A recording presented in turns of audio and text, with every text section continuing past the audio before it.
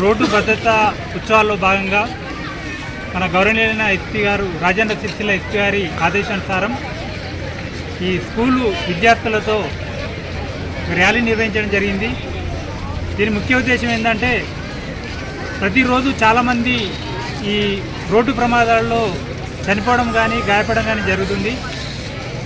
మా పోలీసుల తరఫున అవేర్నెస్ అంటే హెల్మెట్ ధరించుకుంటే ఒకవేళ యాక్సిడెంట్ అయినా కూడా మనం బతికే ఛాన్స్ ఉంటుంది. మరి మద్యం తాగి వాహనాలు నడపకూడదు, ఎందుకంటే దానివల్ల ఎదుటి వాళ్ళ అమాయకులు కూడా బలి అవుతారు వీళ్ళు తాగిన వాళ్ళు చేయడం వల్ల.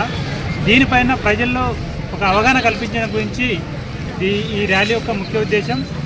ఈ కార్యక్రమంలో మరొకసారి నేను కోరుకునేది ఏమిటంటే ఎవరు కూడా మద్యం తాగి వాహనాలు నడపకండి, ఎందుకంటే ప్రతిరోజు మేము డ్రంక్ అండ్ డ్రైవ్ చేస్తున్నాము. మళ్ళీ మీరు కేసుల కోర్టు చుట్టూ తిరగడం వలసి ఉంటుంది. రెండోది హెల్మెట్ లేకుండా మీరు వాహనం నడిపి ఒకవేళ యాక్సిడెంట్ అయితే చనిపోవడం జరుగుతుంది. ఎందుకంటే శరీరంలో చాలా సున్నిత భాగం తల, దాన్ని కాపాడుకుంటే మనం బతికే ఛాన్స్ ఉంటుంది.